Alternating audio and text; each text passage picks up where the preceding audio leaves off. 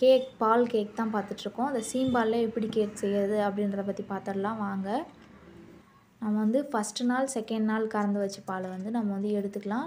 இது வந்து 2 நாளுக்குள்ளேயே நம்ம வந்து செஞ்சோம்னா அது வந்து கரெக்டாக கேக் மாதிரி வரும். இது வந்து ஃபஸ்ட் நாள் பால் ஓகேவா. நல்லா வடிகட்டி எடுத்துக்கலாம். ஒரு பாத்திரத்தில் வடிகட்டி எடுத்துக்கலாம் ஃபஸ்ட்டு. பாருங்கள், பார்க்கும்போதே ரொம்ப திக்காக இருக்கும். இது வந்து கொஞ்சம் 2 நாள் 3 நாள் ஆக ஆக கலர் சேஞ்சஸ் ஆகிட்டு ஒரு வாரத்துலேயே நம்ம வந்து பால் வந்து வெள்ளைக்கு வந்துடும். இப்போது இதில் வந்து சர்க்கரையை கொட்டி அப்படியே கலந்தோம்னா கொஞ்சம் கரையிறதுக்கு நேரம் ஆகும்.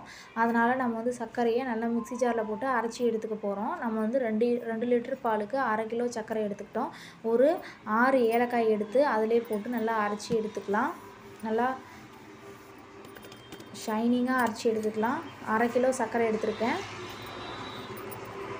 இப்போது கொட்டி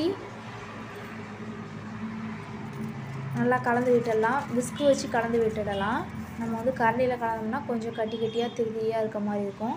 இப்படி விஸ்கு வச்சு கலக்கணும்னா நல்லா கரைஞ்சி வந்துடும். இப்போது ரெடி பண்ணிடலாம். நம்ம வந்து அடுப்பில் தான் வந்து இன்றைக்கி வந்து செய்ய போகிறோம்.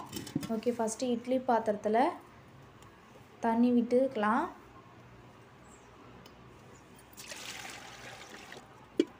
இட்லி வேக வைக்கிற மாரி நம்ம வந்து வேக வைக்க போகிறோம். இப்போது மூடி விட்டுடலாம். மூடி விட்டுட்டு நம்ம வந்து அடுப்பில் செய்கிறதுனால ஒரு 1/2 மணி நேரத்துலேயே வந்து ரெடி ஆகிடும். இது வந்து கேஸில் செஞ்சோம்னா கண்டிப்பாக 1 மணி நேரம் ஆகும். இப்போ வந்து ஒரு 1/2 மணி நேரம் ஆயிடுச்சு. ஓப்பன் பண்ணி வெந்துருச்சான்னு பார்க்கலாம்.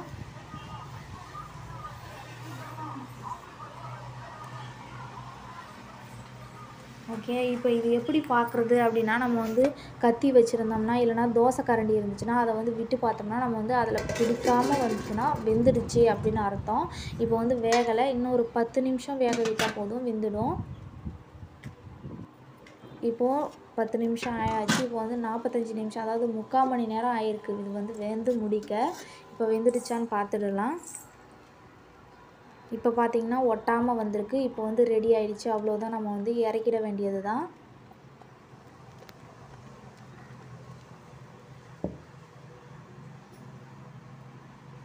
எடுத்துக்கலாம். இப்போ அப்படியே நாம் கட் பண்ணி எடுத்துக்கலாம்.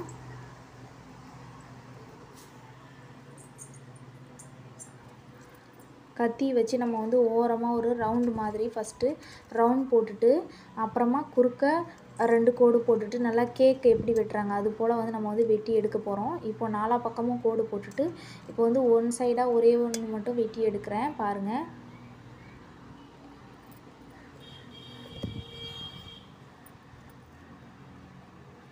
அவ்வளோதான்.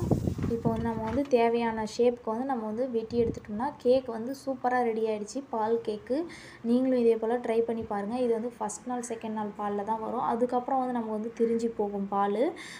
இது வந்து அவ்வளோ ஒரு டேஸ்ட்டாக இருந்தது. 2 லிட்டர் பாலுக்கு 1/2 கிலோ சுகர் சேர்த்து செஞ்சிங்கனாலே போகிறோம். வேறு எந்த பொருளுமே இதுக்கு வந்து நமக்கு வந்து தேவை கிடையாது. வாசனைக்காக ஏலக்காயை சேர்த்துக்கலாம்.